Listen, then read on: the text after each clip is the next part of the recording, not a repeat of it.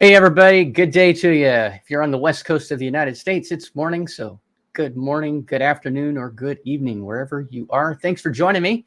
I'm Odie, or Odinato Crypto, as you all know me. And I am solo today. We're going to give this a shot. I have no guests that are scheduled, but the regular culprits are always welcome to join. And I'll throw it out there. I used to throw it out there, and because nobody was really jumping in, I stopped. But if you want to join me up here, talk about whatever, that's fine. I'd be glad to have you up here. No problem. Just let me know. I can put the link in the chat or send it to you. But yeah, today is Wednesday, September 20th. Holy crap, we are most of the way through September. I didn't see that coming. I was thinking just the other day, Christmas and the holiday season, for those that celebrate that, it's just 2 months away. In the United States, that would be, for the average person, less than 8 paychecks left to go. Yeah. Oh, actually, one, two, actually, around less than 4. Excuse me, less than 4. I guess I don't have math. But yeah, that's going to be crazy. So if the holidays are something that you celebrate at that time of the year, though that particular set of holidays, it's right around the corner. And, who knows? Maybe, just maybe, Vitruveo blockchain will have given us a little bit of profit, maybe just a little bit. And, might be able to use some of that for buying some gifts for your loved ones. But we'll see. That, keeping our fingers crossed, right? That remains to be seen. So let me go through the comments here real quick and say hi to everybody.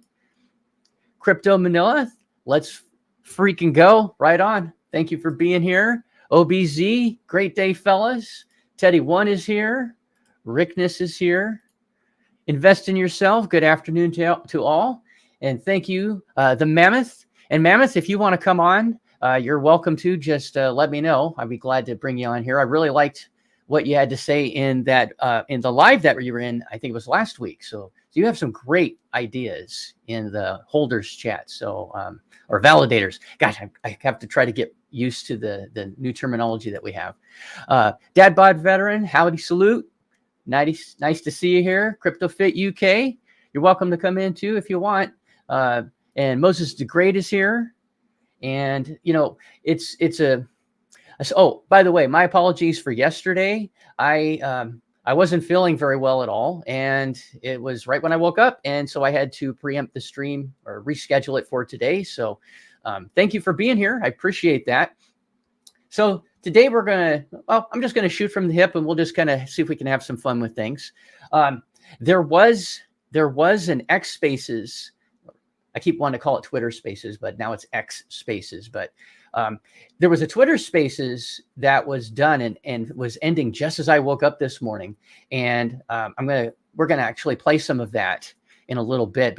I didn't get a chance to listen to more than about the first 20 minutes because I was getting ready for the show. So I wanted to play that. And if you hadn't got a chance, you can watch it right here if you like. But yeah, so let's go ahead and let's see if I can get this to work right and get it to be big enough to be readable. I've been starting to get it more into the crypto news and seeing what's going on out there in crypto news land. And yeah, there's interesting stuff that at least I find interesting. Maybe you do, maybe you don't. But and of course, not financial advice, blah, blah, blah. You fill in the blanks. So this story was from, looks like 10 hours ago, and this is on Cointelegraph.com. And the title is Criminals More Reliant on Cross-Chain Bridges Than Ever After Mixer Crackdowns. And I don't know who all has ever, most of us have probably used bridges before. But yeah. Oh, actually here. Yeah, Mammoth. Let's see here. Let me go ahead before I forget. See if I can get the link for you. Here, I'll just go ahead and I'm going to put it in. I'm going to put it in here, and we're going to do like we did before. I'm sending it to all the channels because we're simul streaming on 8 YouTube channels. You may be on mine, which you should be. But so if you come back here and you want to jump in, we can talk about anything. But anyway, so it's out there, Mammoth, if you'd like to join. So criminals more reliant on cross-chain bridges. So I was starting to say that, most of us have probably used a bridge. Some may have used one without even knowing. There's one in particular that I used. I'm not going to say who they are because I don't believe it was their fault. So I had about 35 grand last summer last year, just over a year ago. And I had used this bridge many times, like dozens of times for much smaller transactions, like under $1,000. And they were very reliable. So I had gotten used to using them, and I had 35 grand that I was like, okay, you guys always work. Everything's great. And I just decided in one lump sum. Well, no, wait a minute. I did, I think, a 2,000 transaction for them to go ahead and send over. Worked like a charm. And then I sent the rest, and it got stuck. Yeah, 35 grand got stuck in the bridge for just over 3 days. So you better believe me, when I tell you that I was flipping out. That was not fun. And I thought, now, how stupid am I to have done this? I mean, yeah, I sent a test through, but I didn't think about the fact that they didn't have the liquidity, and I should have checked, et cetera, et cetera. So I digress. But yeah, I was crapping my pants for 3 days straight, sending, support tickets in, which actually they were really helpful on that bridge. And, eventually it came through, and my heart was just, oh my God, that's it. Never doing that again. So I will definitely send smaller amounts and still check if they have the liquidity. So that's a word to the wise, make sure you know what they've got. And yeah, anyway, so there you go. That's my story. And joining us, we have the Mammoth. How you doing, brother? Hello. How's it going? Good, good. Good, man. Glad to. Oh, okay. Wait a minute. Okay, hold on. We gotta bring this. We gotta show off your awesome swag. All right. Yeah. I love your sweatshirt or hoodie. I guess it's a hoodie. Yeah. Yeah. Why not? Why not? Yeah. I was going to wear it the other day, but it turned up the day after the AMA that I did. So. Oh, it did. Oh. Typical. Right on, man. Yeah. Show that off. Show us the sleeves and stuff. It's quite cool. That is really cool. And then on the back as well is. Oh, you got the. Oh, that is sweet. Okay, you got me. It's cool. You got me. Do you by chance have your merch store link handy, or when you get a chance, can you post it? And you can go down to the bottom right if you wish, and where it says all underneath the comments, you can send it there, and it'll go out to all 8 channels. Yeah, thank you, man. So if you want to get some sweet Vitruveo merch, that's your guy right there, Mr. Mammoth. There you are. Thank you. I got a bit of flack for this the other day when really? I was talking in the Brood domain, Broodfi. Yeah. I come up with some ideas. I want to launch them, but the last thing I want to do is be on the wrong end of communities like that. Obviously, Yeah. First things first, it's important to get things right, do things properly. And as Kryptonian would say, do things once, do it right, and all the rest of it. It's important. Yeah. So I've gone in there to have a chat, and straight away they're like, bang, you're a scammer, you're this, you're that. I'm like, what?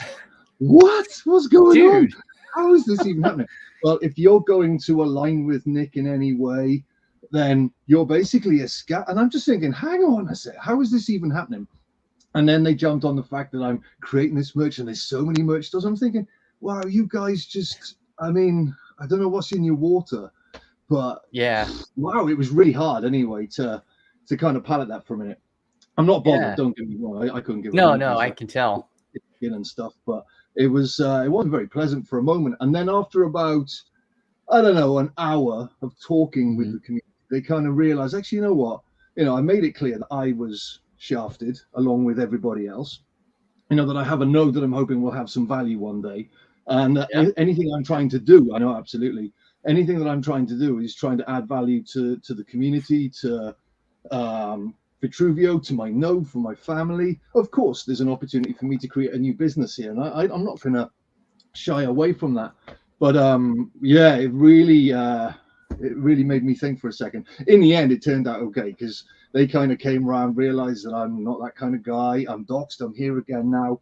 But yeah, it's an interesting journey already. I've just literally put some ideas out into the community, and already, bang, it's like this stuff going on that I hadn't quite anticipated. So it's made me, reevaluate. I mean, I'm not going to stop doing what I'm doing, but I am putting into my business proposal sort of risk management, making sure we do things right. Whatever we do, is there a panel of people we can have on the team where we can make decisions together collectively to make sure that we're getting things right? Not that we're going to do anything wrong. I mean, our agenda, I know what you mean. Yeah. Our agenda is not fraud. So it's already okay. But, you make a mistake and the community can be quite heavy. And right, so, you need to be accountable. So, yeah, interesting times. And was that in the general chat where they were lighting you up like that? It was in the Safu Vulcan sort of specific chat. So, I mean, if I was in the general chat, I may have had less flack. But I think that anybody that goes in there, they automatically assume that we are sort of that side of the fence. And I don't really understand that logic because, hey, what's going on? Right. How's it going? Anybody that's in that space, you're normally kind of going in there going, I'm on your side here. I want to be educated. I want to learn. I want to understand the things that maybe I don't know yet. I accept that I've made mistakes in this investment, as did many people. What can I do to make that better for myself and for my family and so on? And it's just, it wasn't exactly the welcome I was hoping for, but I did manage to work it out in the end. So whatever. Yeah. Interesting times. People are crazy. And by the way, for those of you that are seeing, I'm aware that my camera, for some reason, now the focus has completely gotten stuck. So I'm all blurry, but oh well. But yeah, I get you, Mammoth. I mean, sometimes I'm just floored by how people's brains are wired. And they'll take something like what you said, something as simple as, hey, I've got my Vitruveo store up. And there's a lot of folks that have jumped on that bandwagon and say, hey, I want to have a merch store. And because we're allowed to do it, right? That's fine. So we could have 100 Vitruveo merch stores. There's nothing wrong with that. We all want to make a pound. We want to make a buck. We want to make, some pesos or whatever your country's denomination is, right? I mean, that's what it's all about, because without money in most of the world, you can't eat. You can't have somewhere to live, right? So, that kind of just segues into something else, a saying that has always ticked me off when people say money is the root of all evil. No, bad intentions are the root of all evil. Money's an inanimate object. You could say that about anything. If you wanted to use that logic, you could say, well, cars are the root of all evil. Well, in the Western world, at least, most of us have to drive a car. In the west side of the U.S., where I live, everybody drives a car. We have very little public transportation. Even though I work for a public transportation agency for the county that I live in, we have very little. It's like on Pride's side of the country, there's a lot more. Yes, it's a lot. Just imagine out here in the deep south with the dirt roads, really no transportation. They got in Wales. Here in Wales, I mean, there's a bus every 3 hours to the nearest town. Oh, so yeah. You take your car or and I like that. I mean, it's quite remote here. It's quite peaceful. I've got the coast, Pembrokeshire is beautiful. Dolphins, whales off the coast. You can see them from the coast when you're walking sometimes. Oh, so that's nice. No, of course I understand. And they say like, money doesn't make you happy. Yes, it does. Yes, it does. Yeah. I consider money to be choice tokens. So the more money you have, the more choices you have. That's it exactly very quickly down to nothing when you have no choices because you got no money. So that's a nonsense illusion. It does make people happy. I think there's a limit to how much money you can have. See, who was it? He's been all over the Twitter and everything recently. Elon he was not incarcerated, but he was held down by the police for about 9 months in Romania, somewhere like that. You know who I'm talking about. I can't think of his name. Andrew Tate. Thank you. Gosh, I'm having a brain freeze. Yeah. And he he was saying, there's only so much money that will bring you happiness, because when you got that many noughts, you can go and buy 10 Ferraris and you still got that many noughts. It makes no difference. So, greed is another thing that I really don't understand at all. Being able to look after family, having choices. And that's what this is about. I put $30,000 into all of this and I would like to see that back. So even if I have to sell a bit of merch, I'm quite creative. I can come up with different designs to other people. So be it. So I mean, those that are saying Oh, like I'm desperate for money. Well, kind of, yes. I would like to have more. It's been difficult. I don't see anything wrong with that. And if you're saying that, then either you have stupid amounts of money and you really don't need any more than you already have, or you're talking nonsense. So that's my Yeah, view. exactly. I couldn't agree more. It's everybody is welcome to their opinion. I mean, that's what this is. Life is Of all course. about opinions, right? Absolutely. But I Of course. definitely don't agree. I agree with you, Mammoth and Pride. But I don't agree with folks that are like, oh, you don't need money. Yeah, you do. We got it. Like you got to eat, you got to sleep, you got to have somewhere, safe. And when you don't, I feel bad for folks like that. And the thing that kills me, I think that's too funny and not funny and at the same time is folks that are in the crypto space saying that. I'm like, the only reason you're here is to try and make more money. Right. I mean, come on. Talk about you're there to make money. So yeah, you're right. You live in glass houses, brother. Don't throw the stones. Jeez. But yeah, I think things cooled down there, and I seem to have a better rapport. Not that it wasn't my doing, but I think I've settled things down there, so that's good. And even if I help to educate some of them that actually not, any of us really. I mean, there's a few individuals that I don't know, but really, we're all doing our best here. We're trying to make through this, and to get that kind of response. So anyway, I don't know why I brought that up. It's just it just hit me the other day, and it's the person that came to mind. Yeah, no, I think that's good because I think some folks lose sight after a while of the goal, and then how do I want to say this? It's folks start becoming cannibals. They're like, okay, I'm gonna eat you. We've turned into some kind of a zombie, I think, because we've been in this holding pattern for a year and a half, pretty much, almost a year and a half. March, a year and a half ago. Holy crap. It's been a long time. One second. Yeah. Sorry. And it's been, we've all gone through a really bad, turn. Oh my gosh. Yep. There you go. I still got mine. I use it when I get cold. Sorry, Pride. I said I still have mine. I just use mine when I get cold and run the house. Yeah. I literally don't know what to do with it now. It's like a trophy, an embarrassing sort of you failed. Put that up there. I know, right? That's it. I was actually looking yesterday Sunday through my clothes, looking for something to wear on Sunday.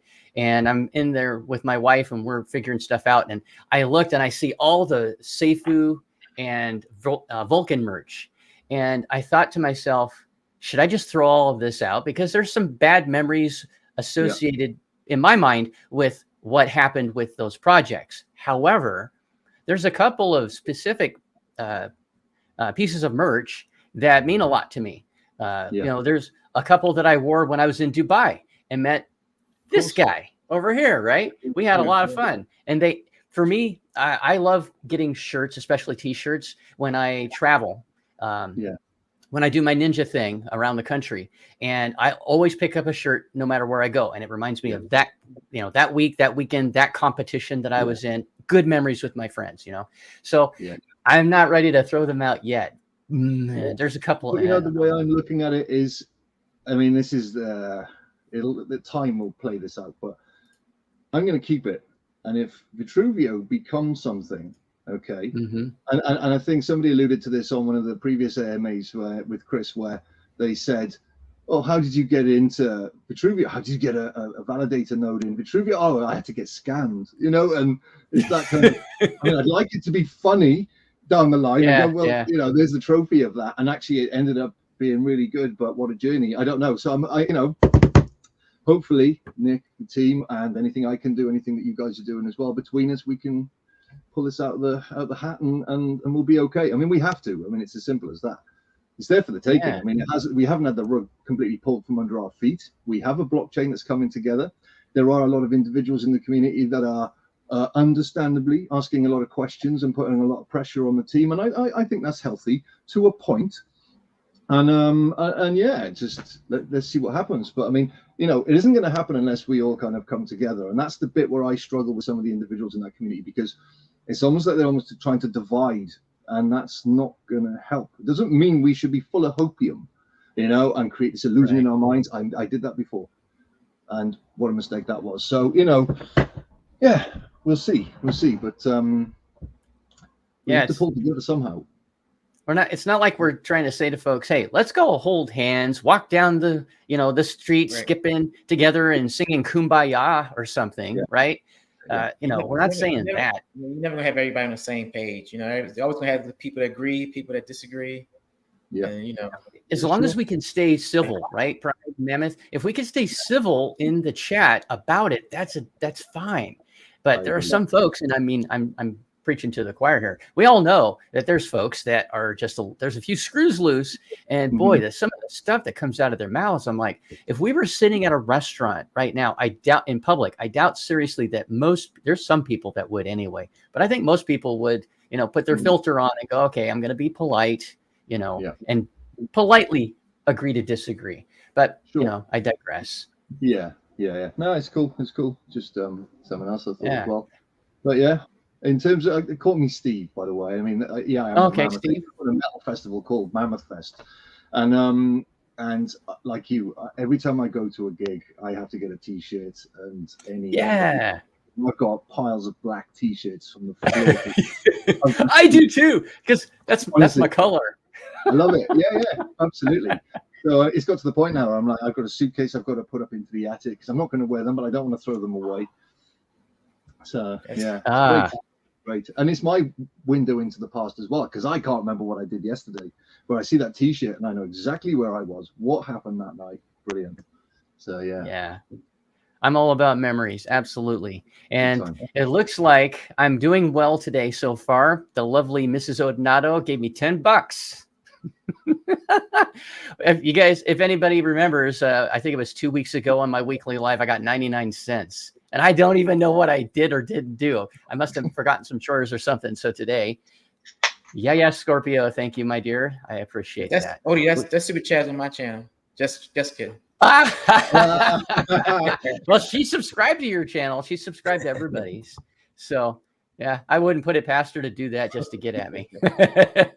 We have a question from Crypto Fit, our fellow YouTuber in arms. Fit says, I know he's been really busy. I haven't heard from him for a little while, but here we go. So he says, question for you guys.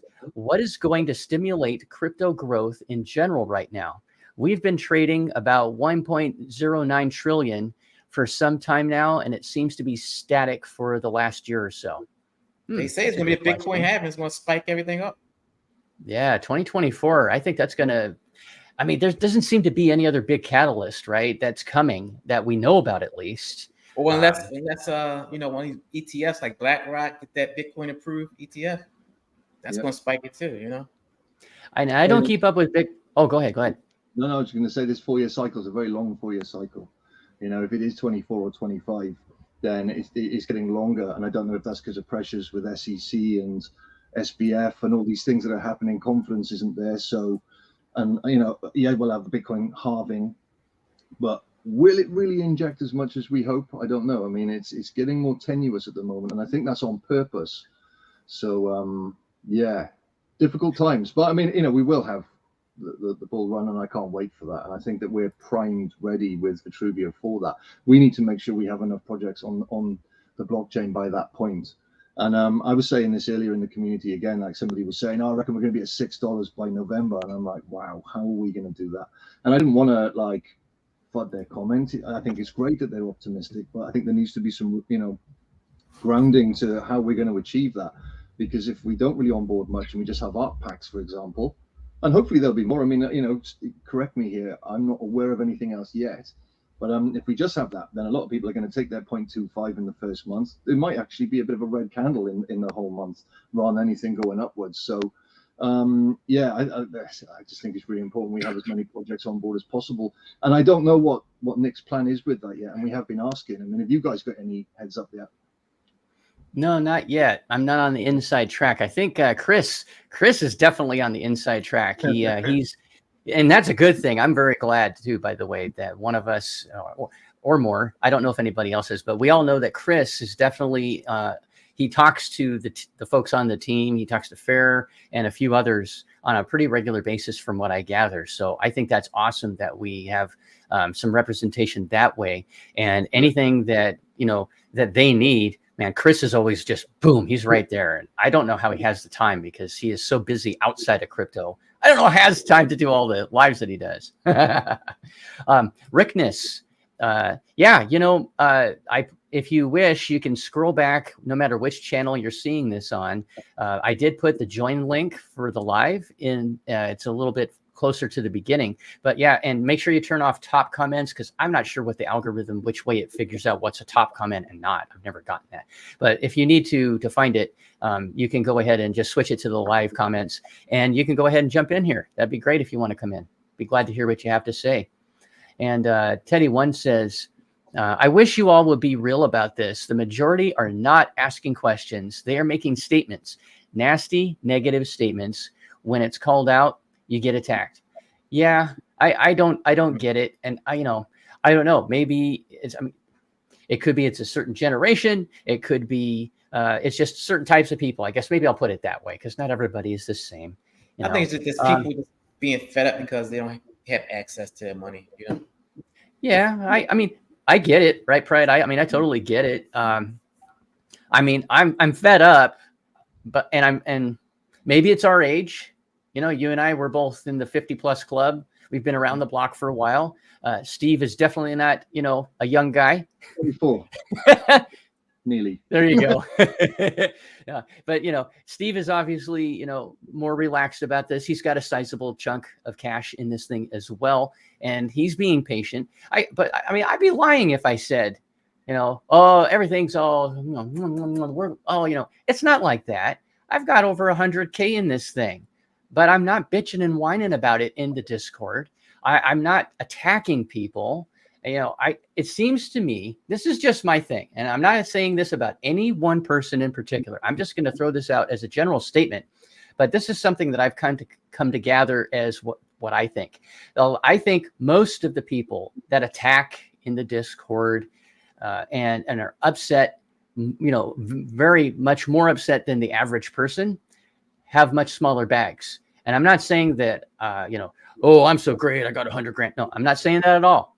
Has nothing to do with it.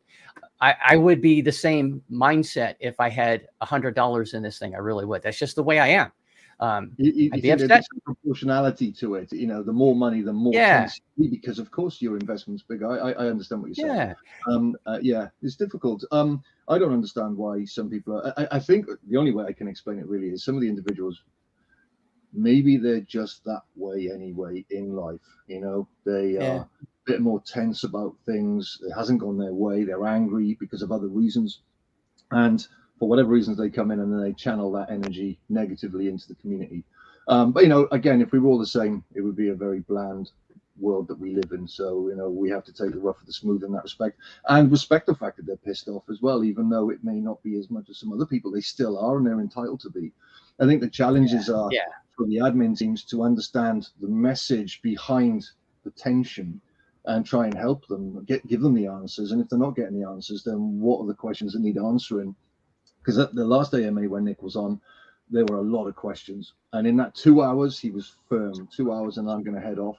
And there were a lot of people that had questions that weren't answered, basically. And that leaves a tension then.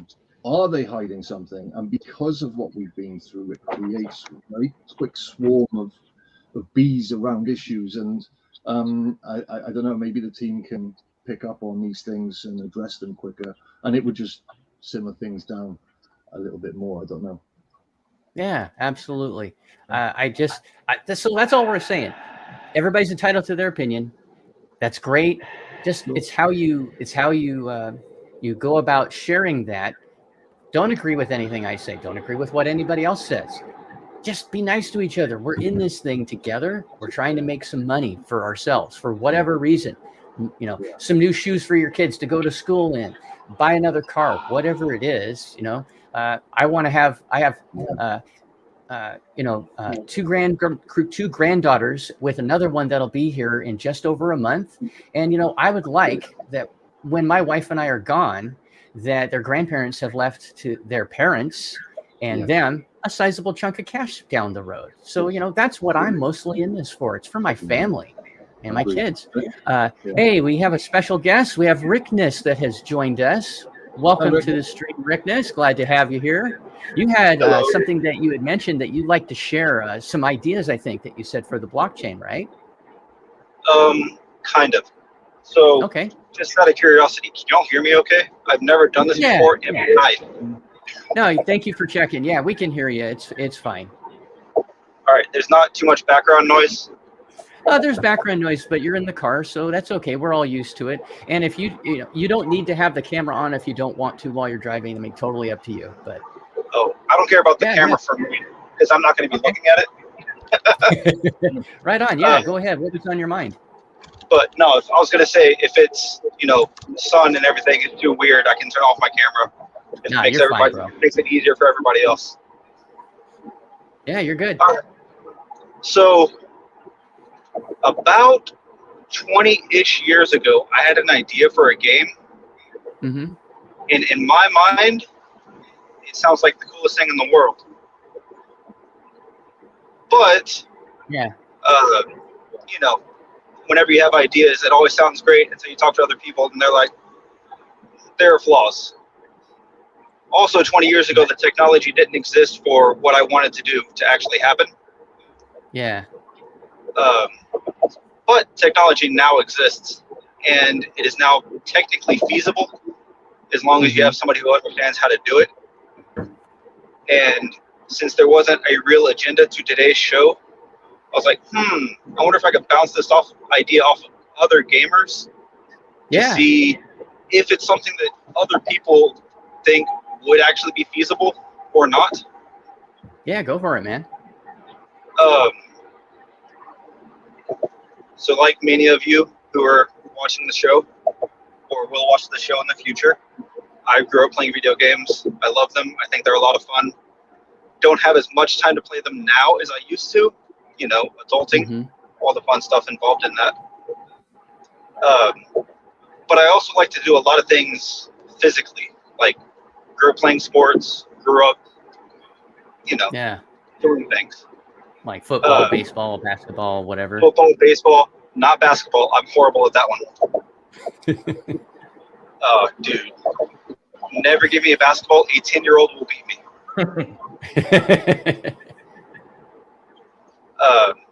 Anyway,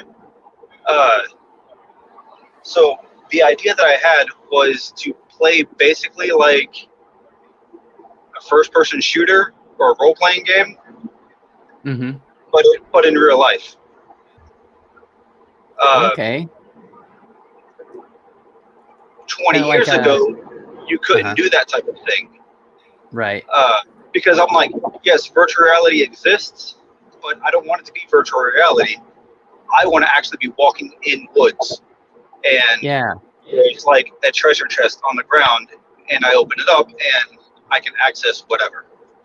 Okay, kind of like augmented reality. Kind of like a Pokemon Go did, basically. Except, but with your game premise. Yeah, totally get it. That's cool. Right. And that was the thought that made me really happy when augmented reality came out. So it's like, no, augmented reality. You can put on some AR glasses, and then you see the world. You can party up with your friends and quote unquote go and do a quest or whatever, or a mission, depending on the scenario. And something that's fun about that is you can change what people are seeing. Like maybe one weekend is fantasy, another weekend is zombie apocalypse, another weekend is something else. Or it could be like someone that's not even associated with you could be doing like a first person shooter, kill everybody game, while someone over here is just, I want to be in a fairy, like enchanted forest and not even try to kill anything. I'm just walking around through beautiful scenery, and all of a sudden a fairy comes around a tree. Or whatever. That's really cool. I like that idea. That's inventive. Damn. That's massive. I can't believe nobody's thought of this and brought it to fruition before, because that is really cool. I've never thought about that, but I can see how much fun, Rickness, that could be. So if you have, yeah, go ahead. So I was just going to say, I talked to my brother about this 20 years ago because he's in computer programming and development, stuff like that. Oh, okay. And I was like, just out of curiosity, how feasible would something like this be? And 20 years ago, he was like, you would need a major production company or like software company like Blizzard or Square Enix or whatever. Yeah. Like you would need a major, like Sony would have to back this because that's millions of dollars that would go into doing something like this. But technology is a lot better now. And like, I honestly see that it's something could potentially be done. I mean, I could technically do it myself with my zero knowledge of whatever, just from watching YouTube videos and learning how to do things on my own, which is one thing I will say I am actively learning how to do at the moment. I want to make AR art because I think that would be a lot of fun. But I have to learn how to do it first because I don't know how to use Blender or any of the gaming engines or whatever to make anything. So I have to learn from scratch, which is so much fun. I know that Starbuck, if you know who she is insanely good with the art, AI art, and oh my gosh. She asked me, she said, hey, if Odie, if you want, I'll make some, give me a couple of poses, like Jedi poses, and I'll have my AI engine train for a while. It took like a month. And then she gets back to me and she sends me all these pictures. And my wife says, it doesn't look like you. But I think it looks a little like me. I mean, like the one behind me right now is one that she did. It's a little farther. It's not close up, but the upper right-hand corner that keeps changing. You know, some of them, there's a couple of close-ups, and I know they don't look exactly like me, but they interpreted what I look like. And I think they're kind of cool. And I can't imagine where the technology is going to be in 2 years. Oh my gosh. And then, you know, I know that's AI, not AR, but I believe that both of them kind of feed off of each other, even though they're different. Anyway, I think that your idea is cool. I actually figured out a way to use AI to create augmented reality art as well. Oh, no kidding. Yeah, there are ways to do it. It's not easy. And it does involve having to use code and scripting and stuff like that, which I don't know how to do. Yeah. But I played around a little bit with that earlier this week, and I thought that was a lot of fun. Except I don't understand the code that's being printed out. Yeah. So I was like, yeah, this is cool. I have no idea how to change any of it if I need to. So, good times. Yeah, my buddy Bobby has been a software engineer for a very long time. I don't even understand anything. I've looked at his screen before when he's doing stuff, and it's like, dude, I just don't get it. I actually taught myself BASIC back in 1982 when I got my second computer. And, you know, I thought I was really, you know, all of that, but anything beyond that, no. Oh, wait a minute. What? Can you bring that one back? That one back up? Yeah, thank you. Real Deal Northwest says, hi, Odie. Love your lives. Thank you. I appreciate that. I'm a little behind the times, but would you kindly give me an update on when Vitruveo will go full live? Okay, so the last that I heard, and correct me if I'm wrong, guys, but we don't have an actual, and that's actually a multi-part question answer. Release candidate 1 is the first thing, and that's imminent. That's supposed to be any day. They're getting some bugs worked out and just making sure that when they launch it, it's good to go. Am I missing anything? Is that right? That's right. Okay. So we're going to have release candidate 1, and it will be live, real deal. And then we have to hit certain metrics, but so to speak, don't quote me on the exact time frame, but I believe it's supposed to be a couple weeks to a month, depending on how much, is it volume? I can't remember now off the top of my head. I'll have to go back and look at the tiny URL, but it's something like that. We have to hit a certain goal with the blockchain real deal. And then we go to release candidate 2. And that will be another couple of weeks to possibly a month, is what Nick is guesstimating.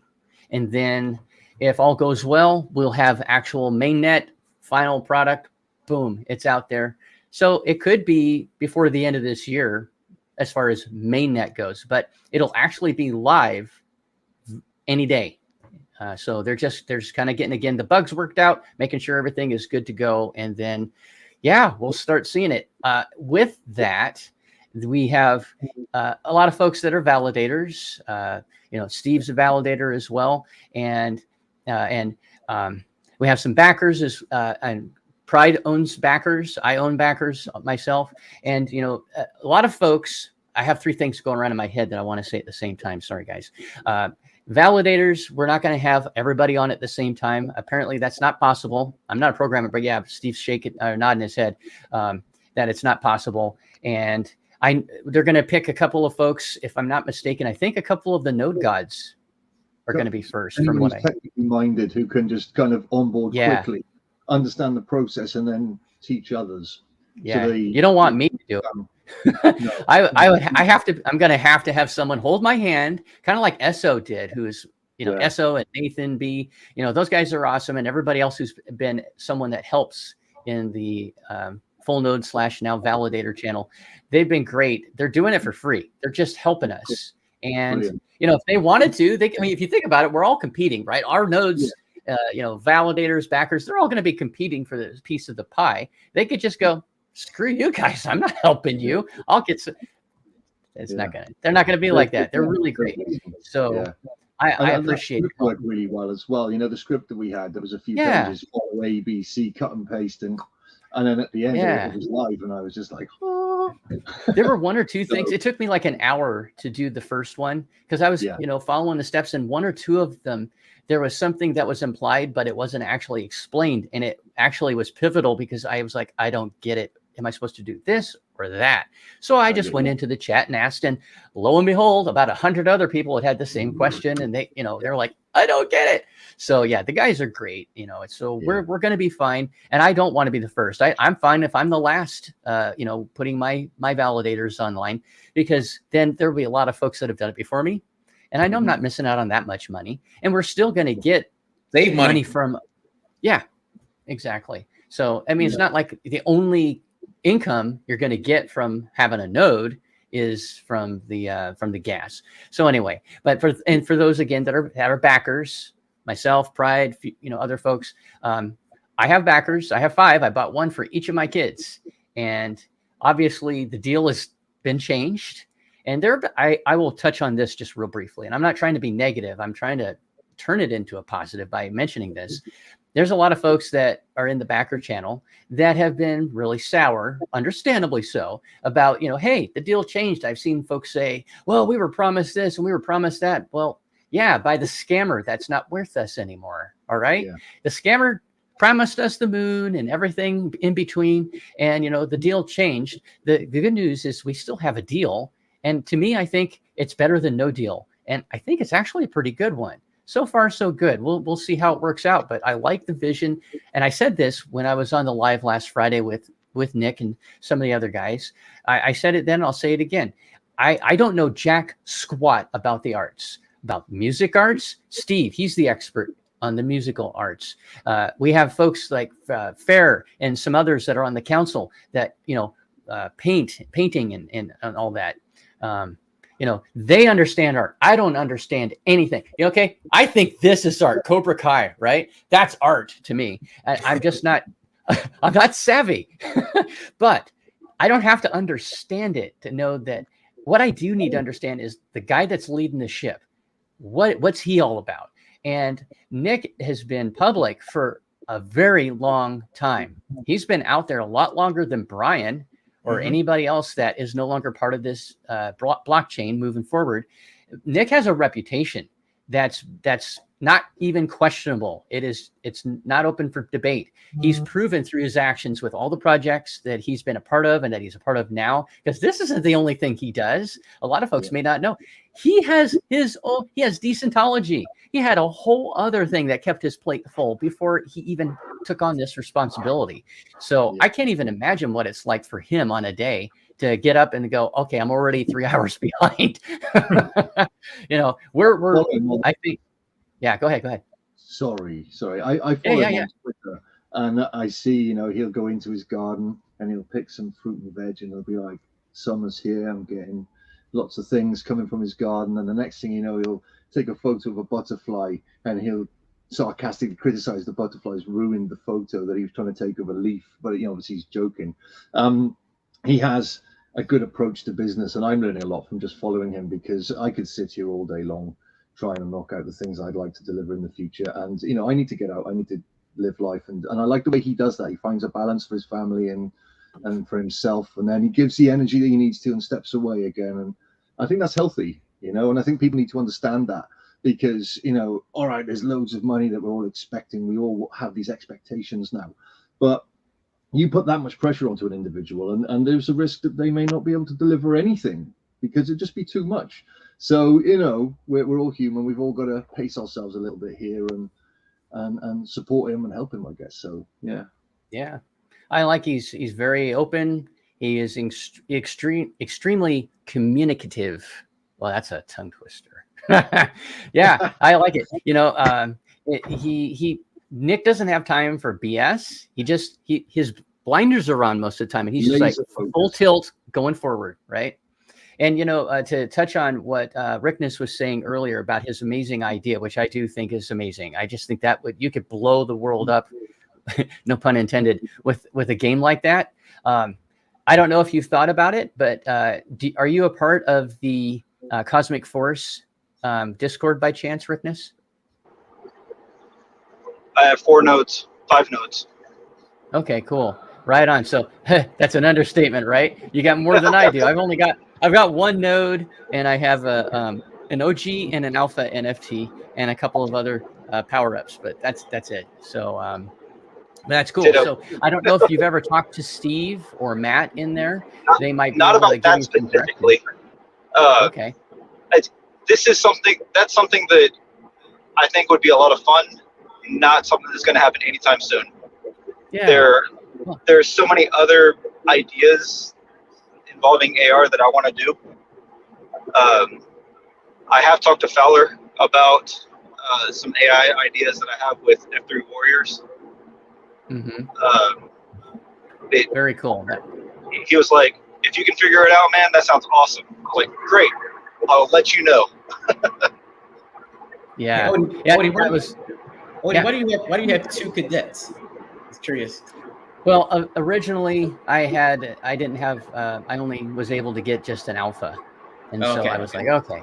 And then last week I got an OG. So, yeah. So I may sell the alpha. Yeah. I'm saving up right now for 1% of a planet. So, I hope they sell out so that, the project can go to the heights that they want to. But secretly inside, the greedy me says, I really hope there's still 1% of a planet left in a little bit so that I can get it. Because I see that down the road, because the game is not scheduled to be a gamma full release gamma until about December of next year if they stay on track. So far they are, but I would love down the road a year or 2 from now to be able to look back and go, I'm invested in a video game and I'm making money. I got 1% of a planet. Neener. People going, what? You make money from a video game? Yeah, and I don't even have to play it, bro. So it makes me fun. It makes me tickle inside. And yes, I will be playing the game. I totally suck at first-person shooters. So I guarantee you, when the game is out, gamma, and it's out there, a whole bunch of us can get together and go against each other. I do better flying in a spaceship than on the ground doing pew pew with a gun. But hey, I digress. You can have a lot of fun seeing how many times we can whack Odie. Hey, look, he respawned over there. But I'm more into the industrial side. That's what I really like. I like the old. I want to be another Rockefeller in space. So yeah, that's what I'm looking forward to the time that we can change it from first person to third person. Oh yeah.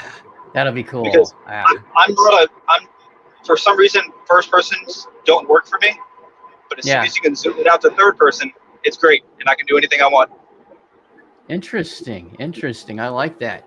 Well, if they have a sniper rifle and I can do sniper, that's my best thing. I like to hide in the bushes or behind rocks and then take you out from 100 yards or something. So I feel like you and I have a very similar play style.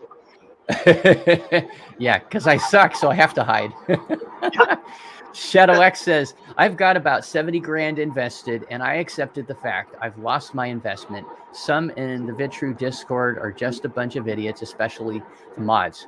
Well, Shadow, I haven't had that experience with the mods. I mean, I don't fault you for your opinion. I mean, everybody, that's cool.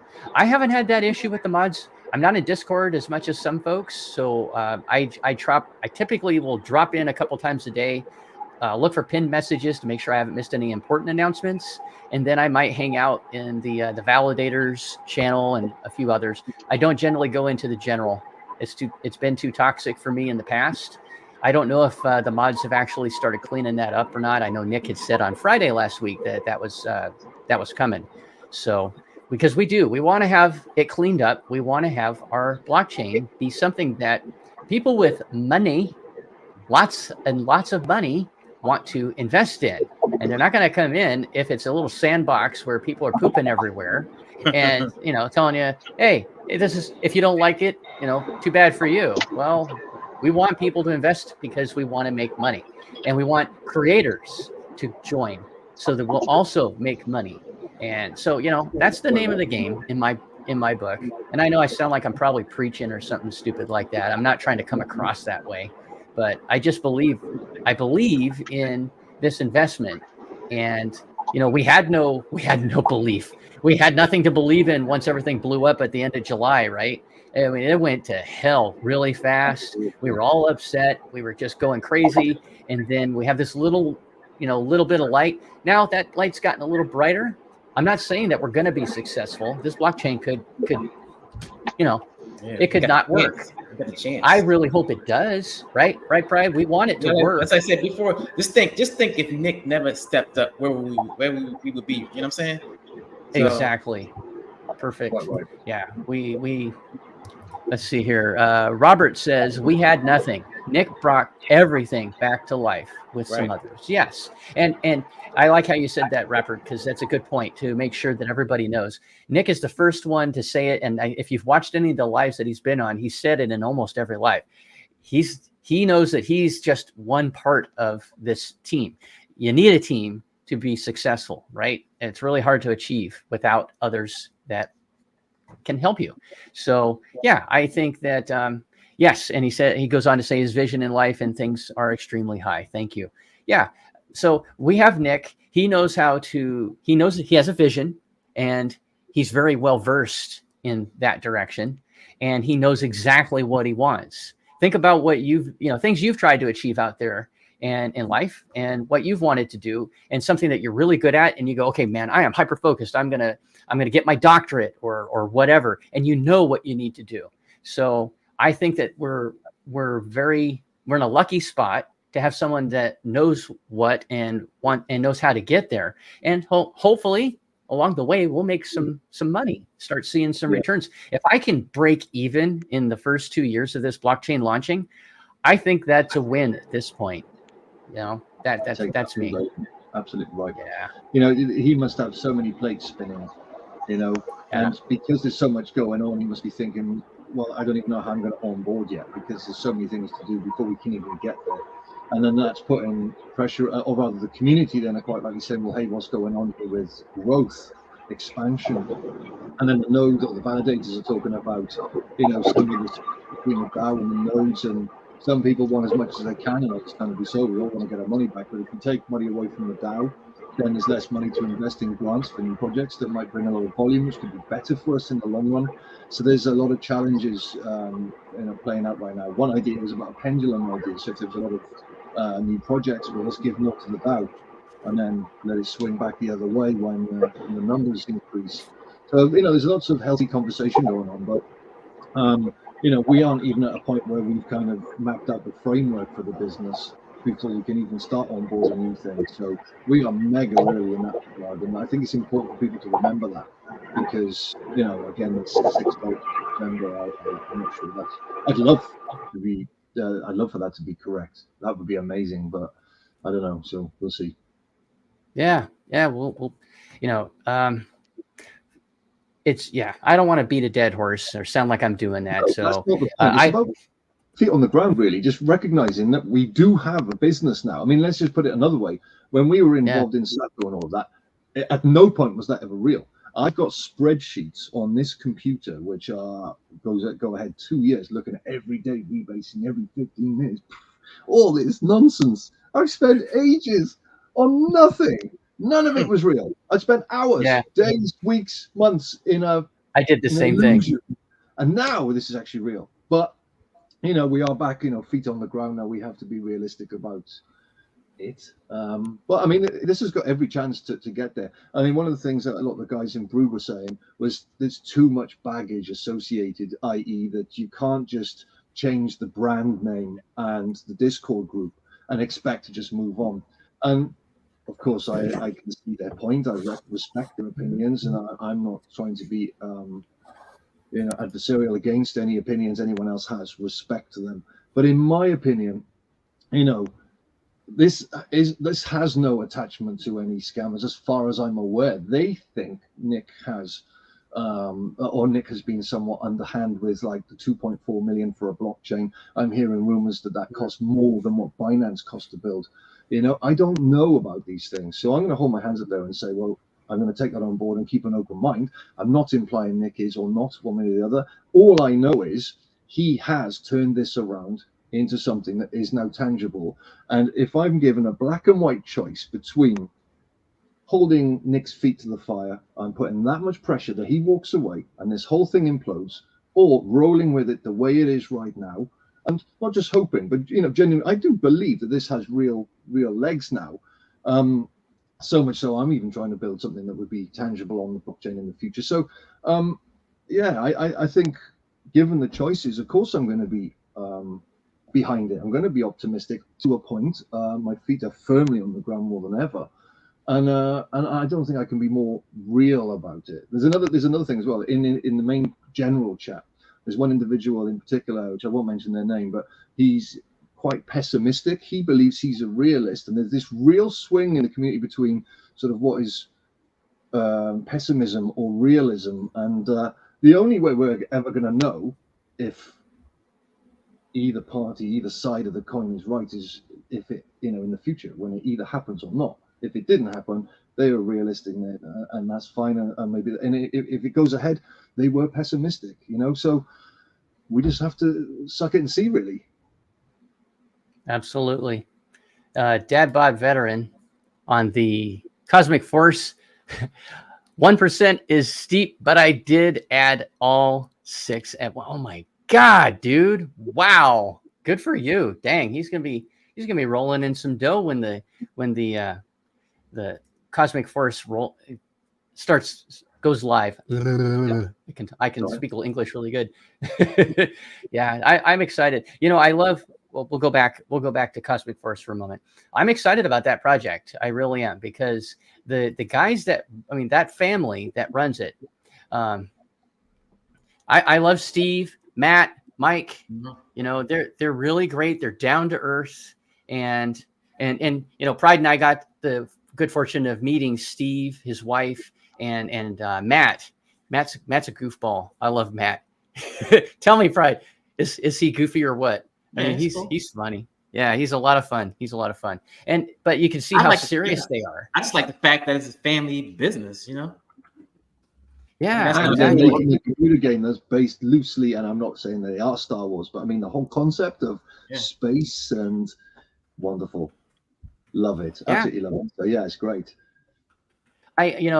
Steve and I, Steve's like 8 months older than I am, so he was around when Star Wars came out. I was 8 years old when Star Wars came out in the theater, and my mind was blown for the rest of my life. I mean, I was just like, oh my God, what did I just see? And we were so poor, my family, we barely were able to go see just Star Wars, and we couldn't see it once or twice or 5 times or 100 like people were doing and stuff. And back then, movie tickets were like, not even $1, a US dollar. It was cheap. But anyway, I like how Steve and his family, obviously that had to have bit him and this sci-fi bug as well. And I just love where they come from with all of this. And they're they're easygoing. But if you have questions, they're glad to answer them. And just remember, folks, if you haven't looked into it or if you've thought about it, Cosmic Forest, it's a really cool project. It's not just a video game. That's the big thing on the surface is what everybody sees. Yeah, it's a video game. If you're not a gamer, that's okay. You don't need to be a gamer. If you are an investor, which most of, if not everybody watching this is, I'm sure, an investor, well, then that's something you might want to look into, because there's 2 ways to invest in this project. Cosmic Forest not only has a video game, but they're also launching a gamers specific blockchain within their universe. So I believe they plan to be on BSC first, and then looking at thank you very much for bringing that up. There's the Cosmic Force website where you can get a lot of information about the project. Really good stuff. And then it'll give you the link for their Discord and their other socials. But so you have the game just to play it. Then you have the gamer specific blockchain that's going to be called Cosmic Blockchain. And they're going to have, so for the investors, think about this. That blockchain is specifically aimed at developers, software developers for games. And so once we have multiple, projects, games that are on that specific blockchain, if you have a node, they have basically full and light nodes as the, they call it, I should say it right. So Steve says that they have nodes, which is what we would call a full node or a validator. And then they have light nodes. And you can also get a percentage of a planet so it's a space game. There'll be spaceports, farms, properties that'll be bought and sold and so forth. A lot of it like real life. And if you own part of a planet, you're kind of like the government. You're going to get some tax off of each transaction. There will be, I was going to say a space mall.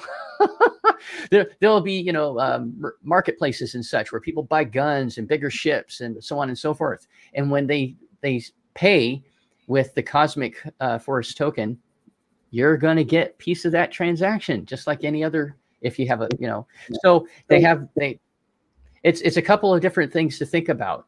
So once that gets rolling over time, there's going to be a lot of games that'll be on that blockchain. And if you have a piece of the action, that's pretty cool. Yeah, I was thinking about it. Yeah, later, Pride. Thanks for dropping in, man. No problem. Appreciate it. Later, Pride. See ya. I was thinking about this from obviously the digital trading platform that I'm looking to build. Mm-hmm. Wouldn't it be cool if you could buy an NFT of a gun from Cosmic Force and then use that asset in GTA 9 or something in the future? And you got this crazy cannon gun that has the same code in the other game. It's transferable, and you can run around, nick a car or nick a spaceship, buy a spaceship, and then drop it into GTA. Imagine flying over everybody, and you've got your cannons and I don't know if games have got that far yet in kind of trying to make the NFT asset sort of modular, if that's the word, or multi-platform, however you want to label it. But stuff like that would be really cool. I mean, literally cosmic universes and all sorts of madness going on. Yeah, go ahead, Rickness. I was just going to say, that's another idea that I've had. Not serious?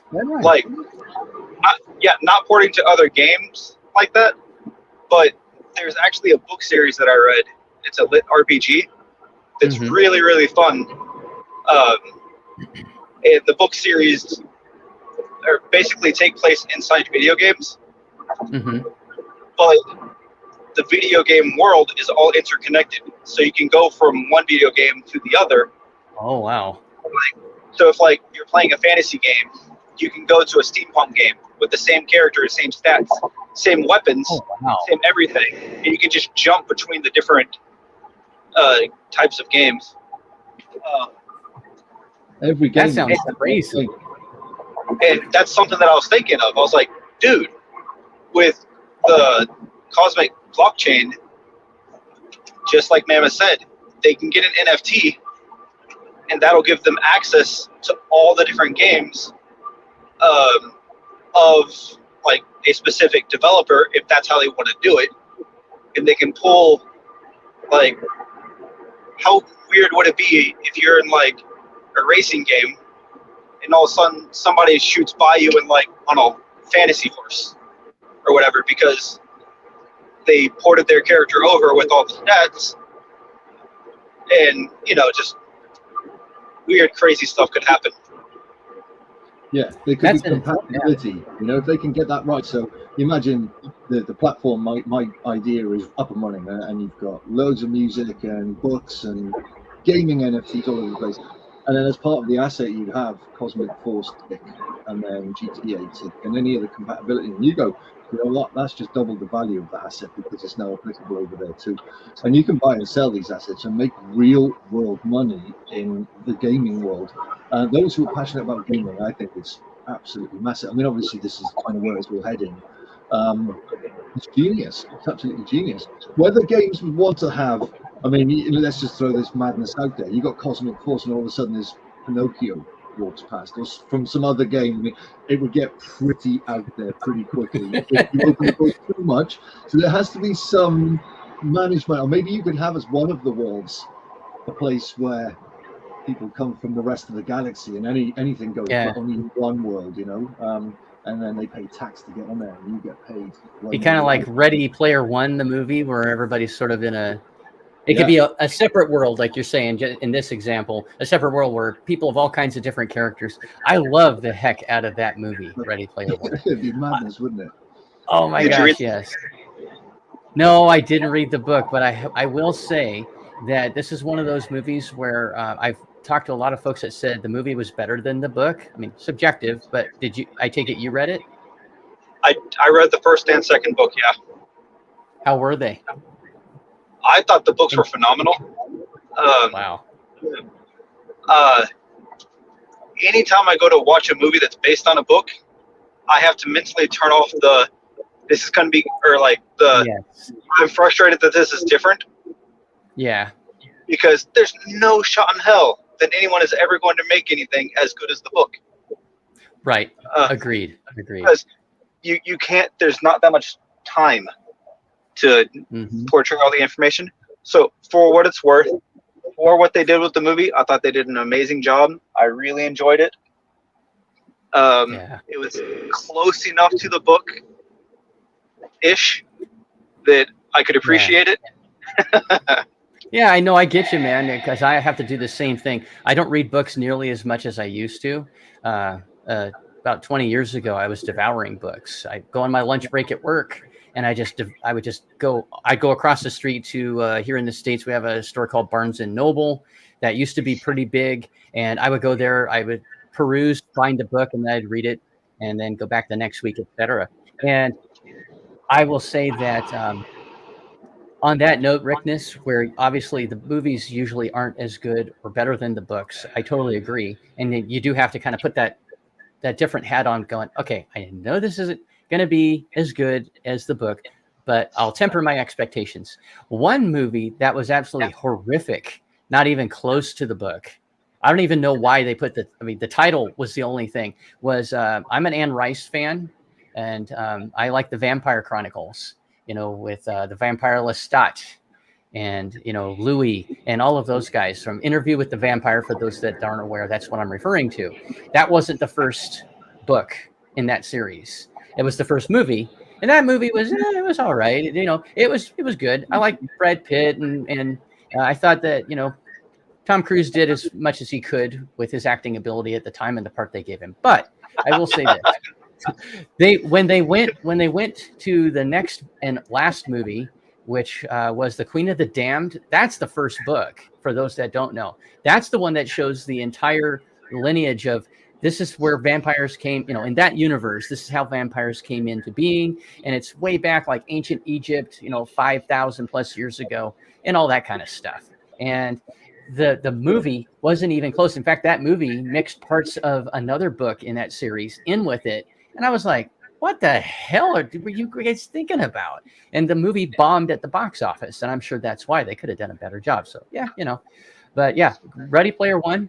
I love it because my decade was the 80s. That's when I was a teenager. That's when I graduated high school and started going to college, back in 87. And, that was and that movie it has Spielberg all over it. So, hey, there you go. I loved it.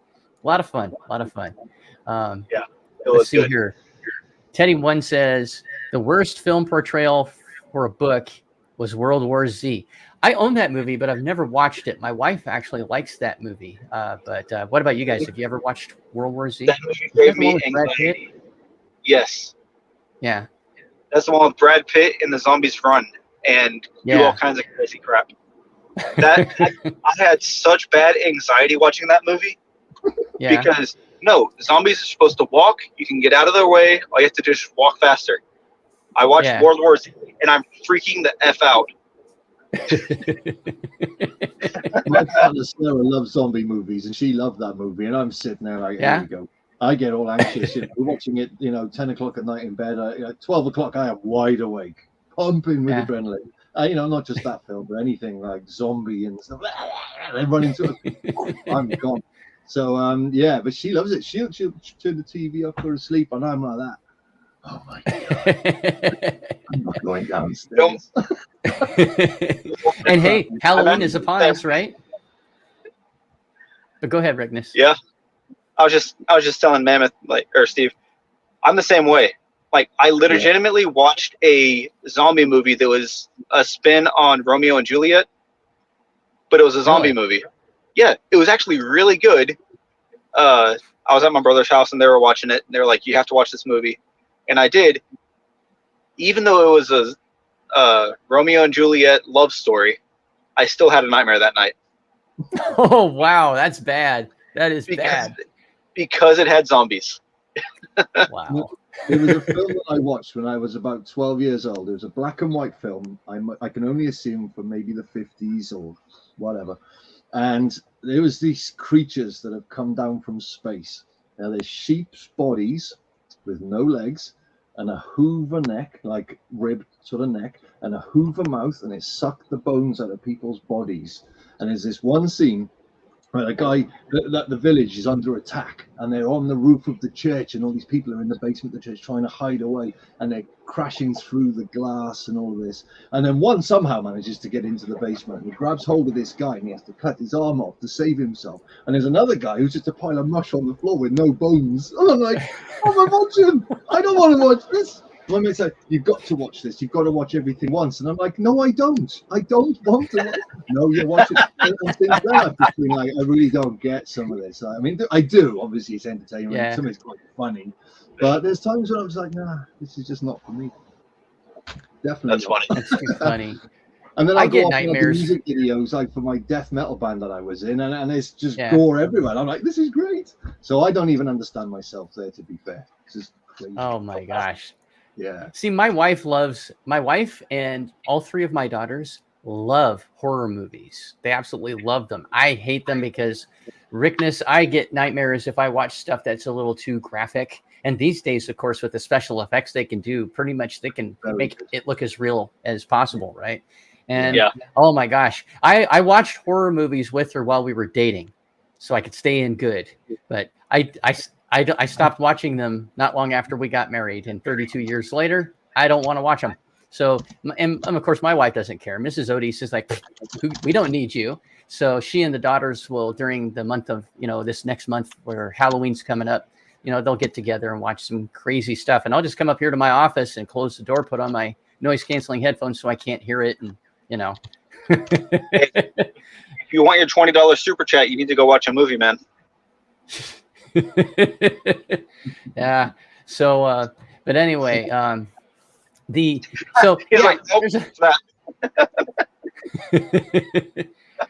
appreciate everyone who's been here. We're at an hour and 18 minutes, and I think we'll probably wrap it up here in a couple of minutes and call it a day. We've talked about a lot of stuff. A couple of messages we've put out there that I hope aren't falling on deaf ears. Let's be nice to each other. Let's be polite. I'll put it that way. Again, when we're talking about our passions, whether it's crypto or anything else, if you're in the Discord, I'll just put that as the example. Let's try to at least agree to disagree, but be decent. That's all I'm asking for. Be decent. Because according to Nick, the mods have their marching orders and they're going to start cleaning house. So, there's a lot of us here in the United States. It's all about free speech, blah, blah, blah, blah, blah. But then again, that only really extends to free speech against the government.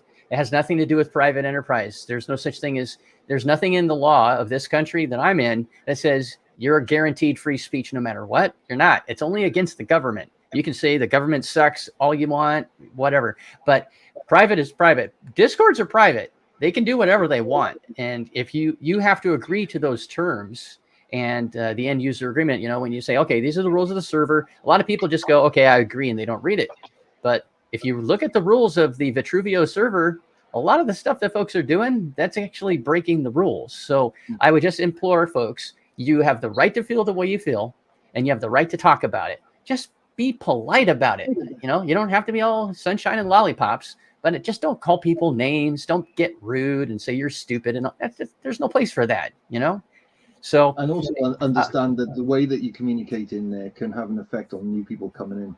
And if we want this to grow and be successful, then we have to nurture that environment and not allow it to become something else, anything absolutely else. Steve. Yeah. So, we all want to make money. Yeah. And that you got to look at the big picture. We're not going to be rich this time next year. I doubt it.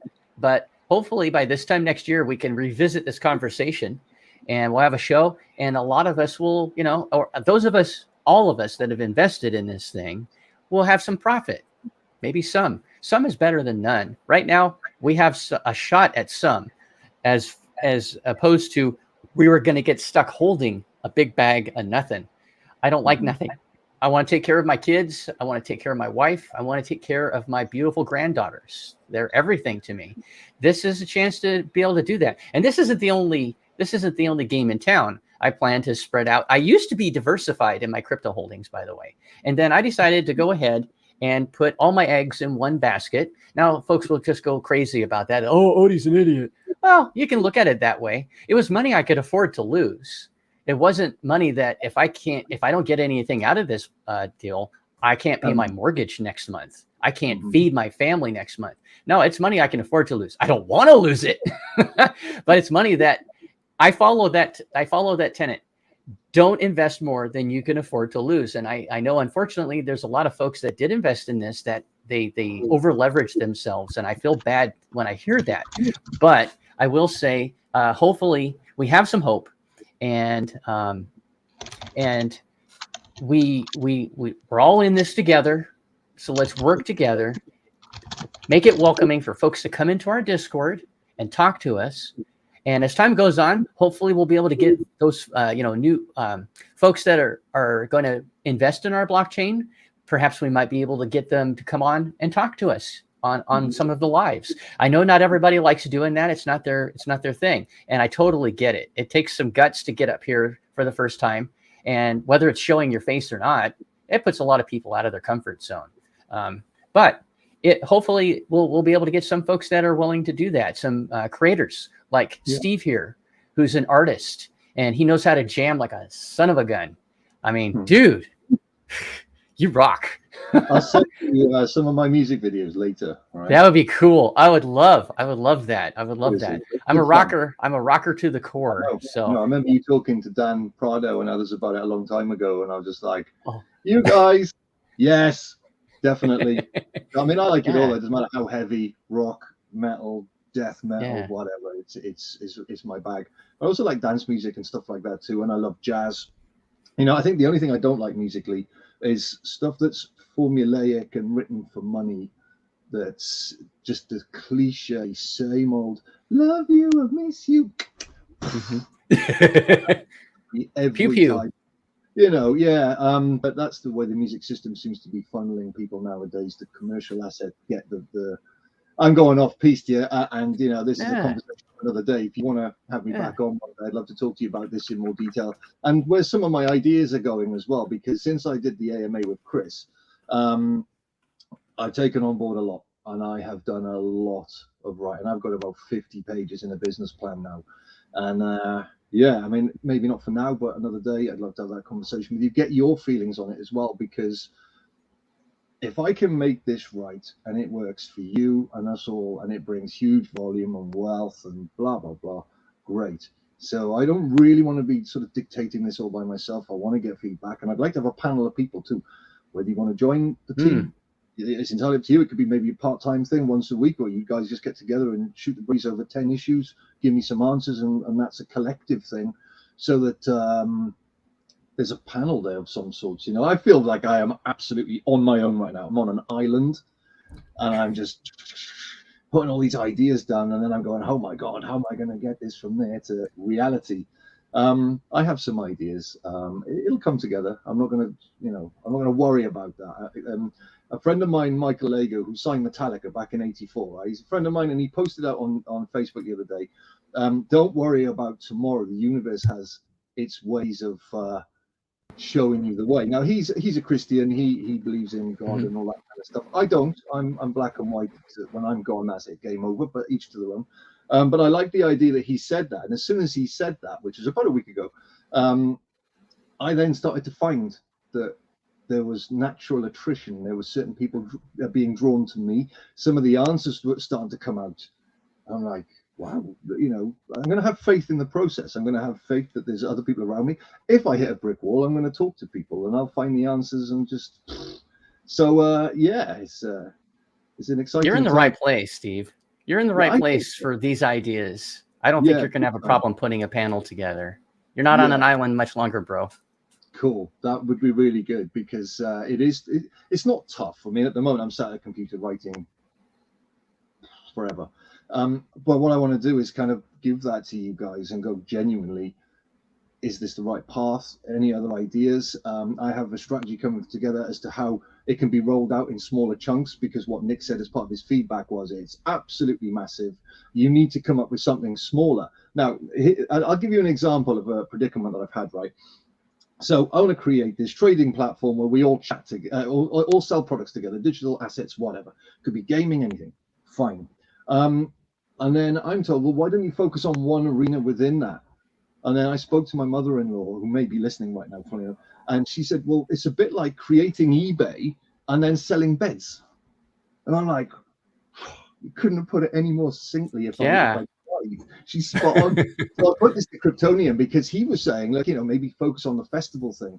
And then I put that to him, and he said, yeah, let me chew on that for a couple of days. I've still not had a response from Kryptonian on this, because I think he realized he's obviously busy, he's got things going on, but he hasn't necessarily found a way through that either. So I've got ideas as to how I'm going to approach this, but I'd like to get some feedback on that at some point in the near future. But when the document's ready and it's kind of something tangible to hand over to you and others, That's cool. I look forward to that. Yeah.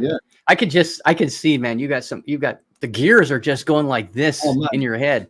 It's actually it's got to the point now where I have my phone by my bed. I'll be lying there 12, 1, 2 in the morning, can't sleep because I'm fizzing with ideas, and I'll send myself emails with things to do the next day, and I've got 50 emails that I've got to go through, which are to incorporate into that. I'll give you an example. If an artist wants to release an album, then they can release the album, they can sell it by streaming it, they can sell the album as an asset you can buy to keep, so an NFT with a license to it, showing they were the first person to buy that. They can get a physical copy of the post, and then they can go, you know what, we want to do like a live stream where people will pay to have an NFT to access a live stream on Tuesday night when the band's rehearsing, and then they'll sit there and watch the band rehearse, and they'll hear a new song, and then they'll be hype about that. You see where my head's going. Imagine a painter. I watched a documentary last night. There was 2 on. One is about Salvador Dali, which was fabulous, and then after that it was a British painter who was a very avant-garde female in her 60s, heavy smoker, and she had this black canvas on the wall, right? And they started off, and she's like, no words, just looking at it, and they kept cutting between her and that. Where's she going with this? And I thought it's brilliant. And then by the end of the documentary hour, she painted it, and I could see the result of that. Wouldn't it be cool if you could follow your favorite painter and there's cameras up in the room and you're watching that person creating the latest work by that individual, and you could buy that then on the platform later. I'm just planting some seeds for other people as well. If anybody out there has any ideas along these kind of lines, how artists of any format can benefit from some of these things, then message me, tell me, because this is a melting pot now of all these things, and I'm going to put it all in there and then kind of sift it into blocks and deliver it one bit at a time until eventually the whole thing is there in place. Say no more. Can you imagine being there in that scenario, right? You have a painter, right? Or an artist that's getting ready to, go at it on the canvas, right? And you're there, and then maybe 20 years later, that's like the next Mona Lisa or whatever, right? And you could say, I was there. I actually watched that thing as it was being created in the moment. And I got the NFT to prove it on the Vitruveo blockchain, baby. And you have a copy of the image at the end because you've got the NFT of having been there and watched it live. You get an NFT of the art, obviously a digital version that could be blown up on a screen or whatever. Yeah, absolutely. I mean, the more I dig into this, the more I'm like, wow. And I think that's what's blowing some people's heads off, is the potential so massive. It's like, how do you manage it? Well, let's just scale it right down. It's going to be a trading platform, and then we'll start adding the functionality when the money's there. If the platform trades 1 million assets in a year, and that's $1 an asset, that's $1 million. That'll pay for the rest of the development anyway, potentially. So I'm keeping it simple, but yeah, I just thought I'd kind of leave you with those thoughts. And if you have any ideas, anyone, please throw them at me. All right. Absolutely, man. Man, I love the way you think. I think we'll go ahead and probably call it here. Cool. Oh, here, wait a minute. I have to put this up here. Kryptonian says, "Hey, bud, sorry couldn't jump on today. Oh, but always tuning in." Yeah. Excuses, whatever. I don't know. Maybe I'll. Who doesn't love Kryptonian? I love him, man. He is great. He is a really, really great guy. He's as genuine as they come. He's not. There's nothing phony about him. And always searching for the truth. Yeah, exactly. And I like that about folks. That's something that draws me to people in general. To be friends and such, and strike up friendships is, are you genuine? I like to think I'm as genuine as I can be as well. I don't think I'm phony.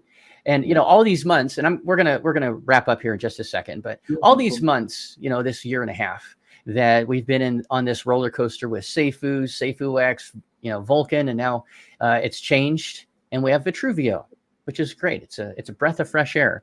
But we've gone through an awful lot, and I would say, please try to temper your patience just a little bit longer. It looks like we're right there. We're there, and there's no hype. If you've noticed, Nick doesn't do hype. It's not like the last guys that were, running the show. He's different. He likes to go with cold, hard facts. He talks about it every time he's live. He works with facts, factual information. So I think that's a breath of fresh air. And he does have a personality. I mean, he likes to joke around. He's done that on a couple of the lives. But he does like to, be focused and go, okay, this is what we're going to talk about today. And I'm going to give you everything that I've got up to this time. And there are some folks that's not good enough, or nothing's good enough. And to those folks, I say, try to change your tune a little bit.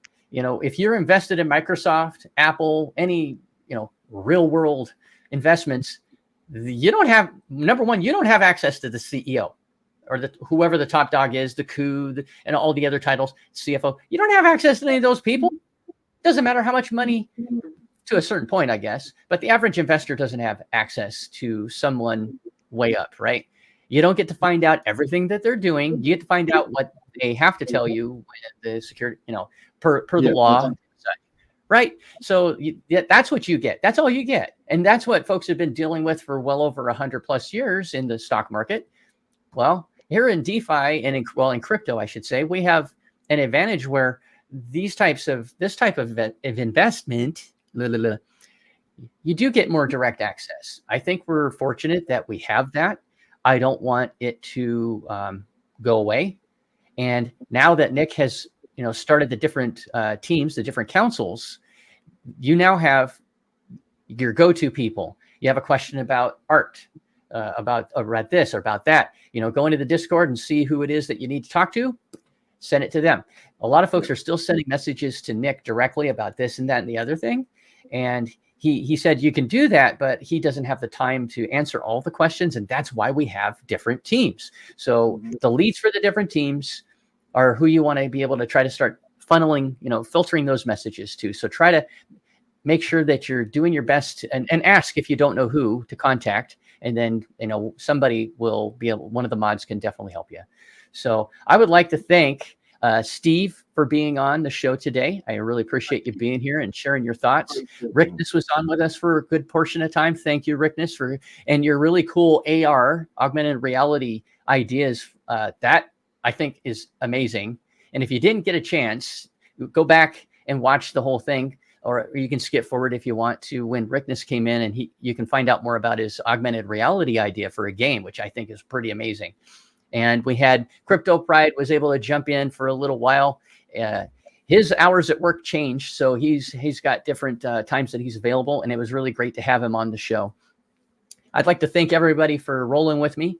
We're at an hour and 34 minutes, so we're going to go ahead and call it. Any last thoughts you want to share with folks, Steve, before we go? I think you've summed it up perfectly. Right on, man.